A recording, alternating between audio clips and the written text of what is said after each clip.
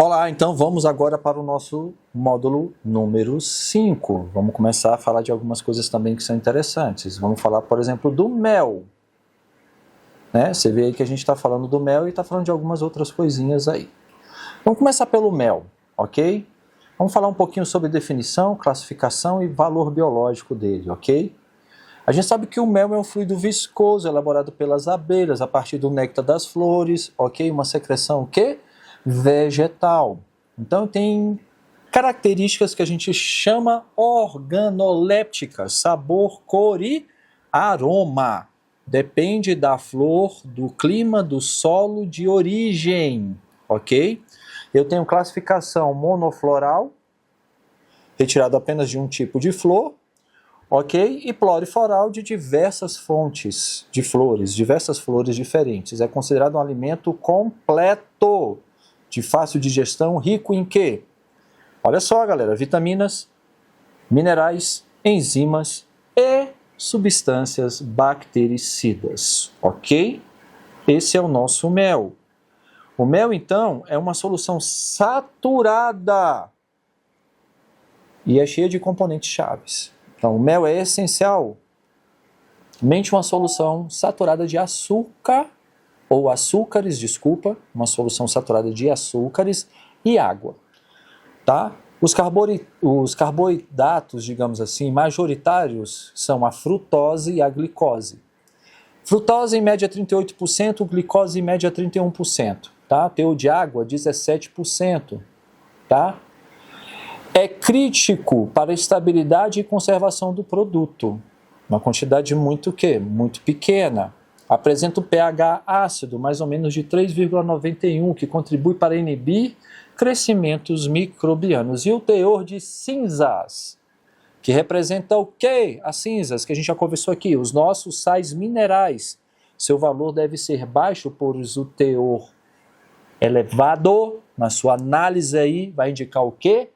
Adulteração. Tá bom? Então, quando você vai analisar o mel, fique de olho nas cinzas.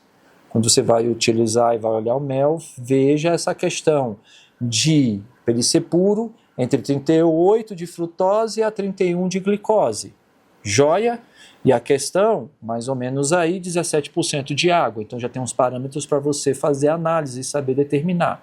Umidade, cor e processo de cristalização. Gente, a cor vai variar conforme o floral, conforme a flor. Então tem níveis mais escuros que tendem a ter maior teor de minerais, mas existe uma tabela dessas cinzas, ok? O teor de umidade é um critério de qualidade e conservação. Existe um limite legal que garante a maturação ideal do mel. Está em tabela. A cristalização é um processo natural devido à separação da glicose, que é menos solúvel que a frutose. Então essa história aqui, o mel cristalizado é um mel adulterado. Não tem a ver. Precisa analisar, ok? O processo ele é reversível, é chamado de o quê? Descristalização. E pode ser feita de que forma? Aquecendo, de forma controlada, entre 45 e 50 graus. Método também de análise, ok? Joia? Falando um pouquinho do mel, a gente precisa observar o que a gente chama de hidroximetilfurfural.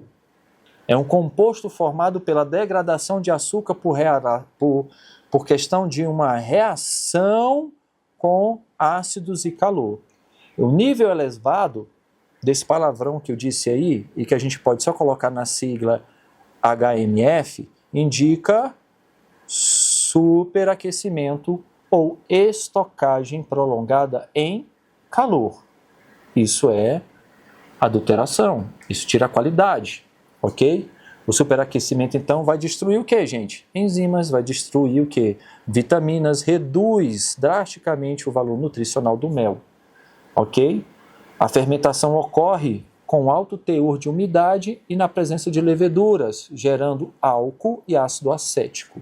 Então, a questão da fermentação, a questão do HMF precisa ser medida, ok? Saindo do mel, nesse módulo aí de 5, a gente vai falar dos cereais. Cereais macrodeficientes e deficiência proteica. É o que a gente vai falar agora. Terminamos de falar de mel, vamos falar de macronutrientes e deficiência proteica, ok? Cereais são sementes comestíveis, né? Servindo como base alimentar de alto valor nutritivo e baixo custo, principalmente. Então eu tenho ali carboidratos, né, que são os componentes majoritários nesses cereais. Perspectiva mais ou menos de 78% a 83%, sendo o amido, que a gente já conversou em módulos anteriores, ok? O principal. São fontes importantes de o quê, pessoas? Proteínas, mas apresentam deficiência em aminoácidos essenciais, e aí a gente tem um problema. Deficiência em lisina, treonina e troptofano. Então, devem ser compensadas pela combinação alimentar. Tá? Por exemplo, o arroz, como é que eu compenso? Legumes. Tá? Essas características aqui são importantes. O glúten, formado, né, ou ele forma uma rede elástica na planificação. Né? Então, o que é o glúten? É uma substância formada pelas proteínas insolúveis, gliadina e glutenina. Estão presentes aonde? No trigo. Quando misturado com água, essas proteínas se hidratam e a partir daí ela forma uma rede proteica elástica. Essa rede é essencial, pois confere viscoelasticidade necessária para a consistência e estrutura de massas e pães. Eu preciso ter um controle de qualidade dessa proteína, porque isso é vital para a indústria alimentícia e na avaliação de distúrbio de saúde como doença celíaca. Agora vamos lá, gente. Glúten também é essencial, está no cereal. A gente só deixa de comer glúten se a gente tem restrição comprovada. O doente celíaco não pode. Se você não tem intolerância ou resistência a glúten, tá? Você não pode... de forma alguma, vamos colocar assim, deixar de ingerir o glúten. Você deixa de ingerir o glúten quando você tem intolerância, quando você tem resistência ao glúten. Por quê? Porque ele é um nutriente importante, também essencial, ok? Vamos falar de outro grande aí vilão, né? Mas que a gente tem que falar, né? O grande vilão para muitas pessoas, né? O famoso leite. Leite eu tenho que olhar dispersão mista e padrões de legalidade, né? O leite é uma dispersão mista, ou seja, é uma emulsão de gordura, uma suspensão colóica, né? E uma solução que eu tenho entre lactose e sais. A sua composição é influenciada pela raça, pela idade, pelo estado de lactação e sanidade do animal. Tá? Então, é muito importante que algumas características sejam observadas e essa característica de onde vem o leite, essas observações têm que vir de onde? Do lote. Então, eu tenho padrões fisicoquímicos rigorosos, tá? Que são essenciais para a legalidade do produto e detecção de adulteração. Ok? Fraudes comuns incluem a adição de conservantes, H2O2, o famoso o quê? Formol, ou neutralizantes, bicarbonato, tá? Para mascarar o quê? Acidez, principalmente. Mas isso traz uma série de problemas ao produto. Hoje nós temos muito mais pessoas que têm problemas na ingestão de leite, ok? Pelos conservantes que são às vezes misturados, ok? Que vão tirar o padrão de qualidade e vão fazer com que esse leite se torne um leite adulterado, do que essencialmente a lactase, ou a lactose, desculpa. A lactase é a enzima que quebra a lactose, a presença dela em si. Ok? Então, observar essa dispersão mista e encaixar disso dentro dos padrões de legalidade é importantíssimo. Então, quando eu falo dessa dispersão, que é a emulsão, onde eu tenho gordura, a suspensão coloidal, né, a caseína e a solução de lactose e sais, observar os padrões que são determinados e qualquer coisa fora desses padrões vai me trazer problemas, ok? Vai me trazer problemas de adulteração, isso daí.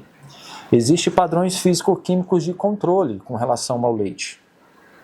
A densidade dele tem que estar entre 1,028 e 1,034, tá? Gramas por centímetro cúbico. E o extrato seco, desengordurado, o famoso ESD, tem que estar maior ou igual a 8,5%, ok? Baixos são indicativos de diluição por água. Joia? Então, na hora da análise, isso também tem que ser observado. Acidez dórmica também, ok? De 14 a 18. Elevado indica fermentação. Olha o problema disso, ok? Fermentação láctea é totalmente indesejável, porque isso me dá falha o quê? Higiênica. Produzido, está totalmente em um ambiente que não cumpriu as regras, ok? Da vigilância sanitária com relação ao ambiente, ok? A higiene do ambiente. O índice criscoscópico, lá vai eu enrolar a língua, né? Que tem palavras que vão enrolar a língua, não tem jeito, meu povo. Então, o criscoscópico 0,530, ok? A 550, zero, tá? 0,550 é o ponto de congelamento, é um parâmetro muito mais preciso. Então, é um parâmetro que precisa ser muito observado, ok, gente? Tá? É um método padrão ouro para detectar a adição fraudulenta do quê?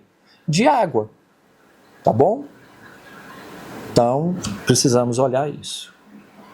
Nos meus lipídios, estrutura, saturação e riscos cardiovasculares. Então, os lipídios, eles são classificados pelo nível de saturação dos ácidos graxos, ou seja, são aquelas ligações livres ou duplas. Os saturados da gordura animal, é o famoso, tá?